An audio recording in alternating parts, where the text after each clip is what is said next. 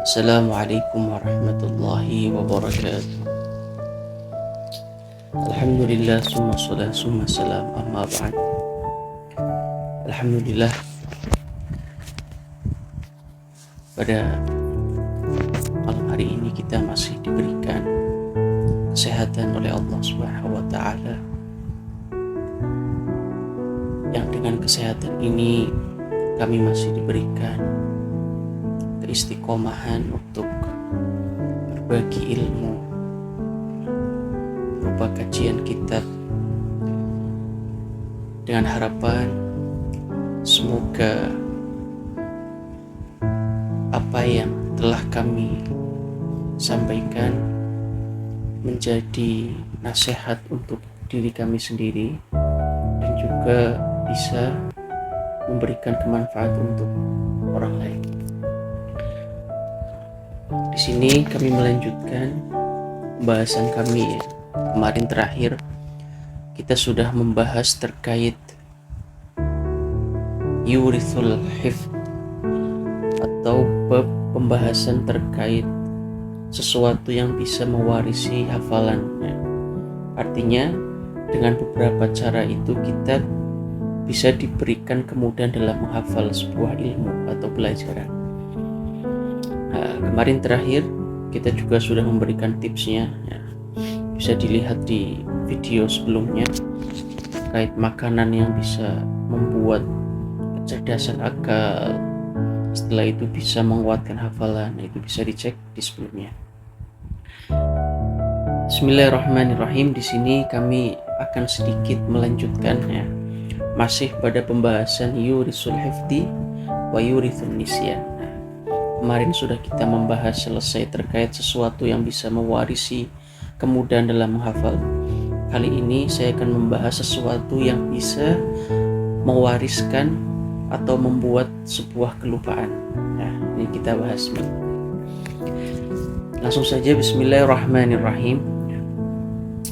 Di sini dikatakan, wa amma ma yurithu an-nisyan fahuwa al-ma'asi wa kasratul dhunub wal humum wal ahzan fi umurid dunya wa qasratul ishtighal wal alaik. wa qad dzakarna annahu la yanbaghi lil aqil ay yahtamma lil amri dunya li'annahu yadur wa la yanfa' wa humumud dunya la takhlu 'anil dhulmat fil qalbi wa humumul akhirah la takhlu 'anil nuri fil qalbi wa yadhuru atharu fis salati fahumud dunya yamna'uhu minal khairati wa hammul akhirah yahmilhu alaihi.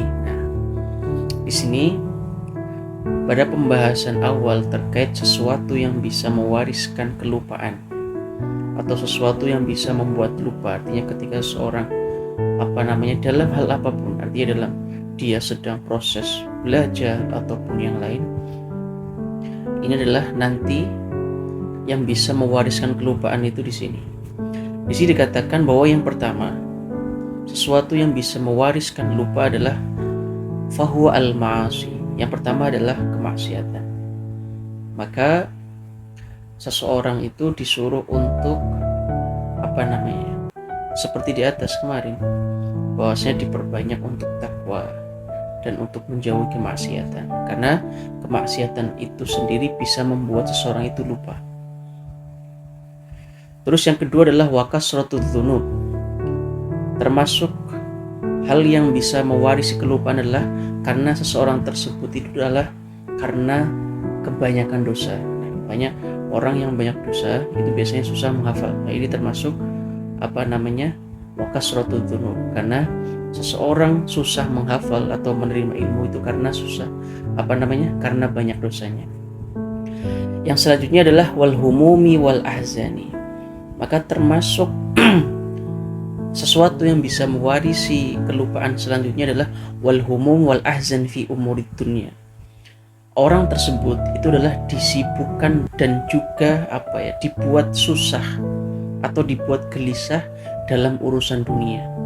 Ini adalah termasuk daripada yang bisa menyebabkan yurisul hifdi, adalah orang tersebut adalah wal humum wal ahzan, dia itu susah ataupun gelisah.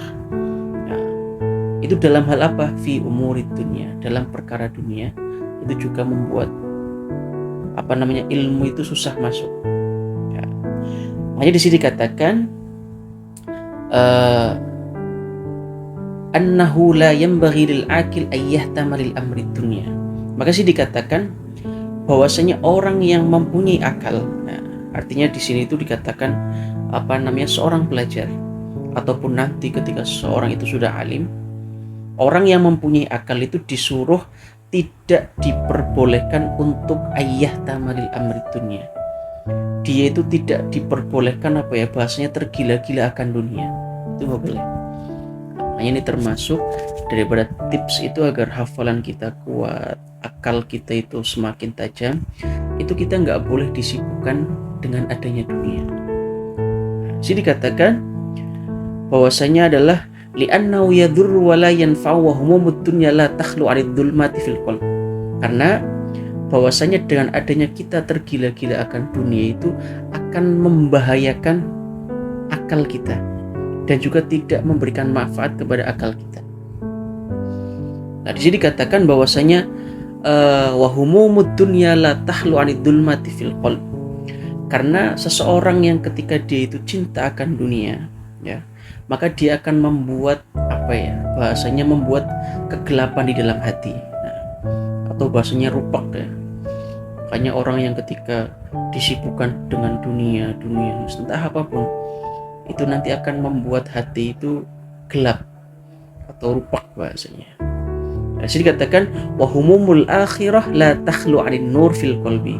Sedangkan ketika orang itu menyibukkan kesehariannya itu dalam urusan dunia, maka itu akan menjadikan nur fil qalbi. Hati itu akan menjadi cahaya. Artinya apa? Ketika hati itu bercahaya, ketika hati itu bersih, maka akal pun akan enak untuk berpikir, untuk menghafal. Nah, ini termasuk daripada adalah yurisul nisyan, sesuatu yang bisa mewarisi kelupaan. Makanya termasuk orang yang gila akan dunia itu bisa bahasanya menumpulkan otak juga termasuk. Karena nanti hafalan susah, mengingat-ingat susah, hanya dunia. Itu juga enggak boleh. Jadi dikatakan wa yadhhuru atharu fi sholati fa humud dunya yamna'u minal khairat wa hammul akhirah yahmilu alaihi. Bahwasanya termasuk seseorang ketika dia itu suka akan dunia, itu akan menghalangi perbuatan kebaikan. Makanya orang yang suka dunia itu di sini dikatakan bahwasanya akan menghalangi untuk berbuat kebaikan. Fahammud dunya yamna'u minal khairat. Bahwasanya ketika orang yang suka akan dunia itu akan menghalangi untuk selalu berbuat kebaikan. Akan tetapi wahammul akhirah yahmiluhu alaihi.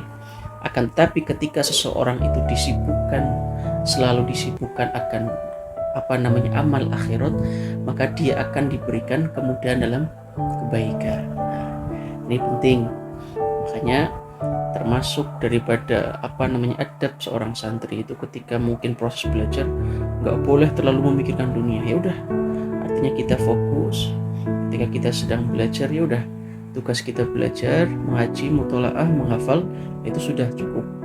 Itu adalah kita tidak boleh berpikiran tentang bagaimana ke depannya. Itu tidak boleh, disuruh kita fokus.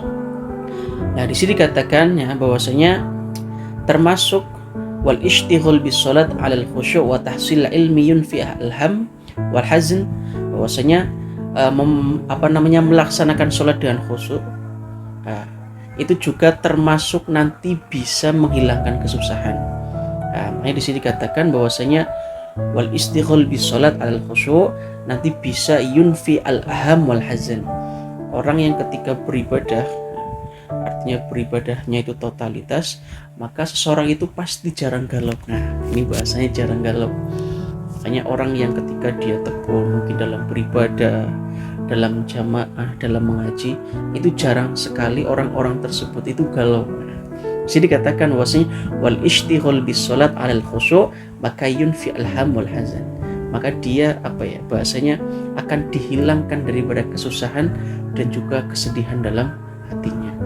Nah, ini juga penting bahwasanya kita yang terpenting sekarang apalagi nanti ketika sudah tua, itu harus lebih fokus lagi soal amal akhirat.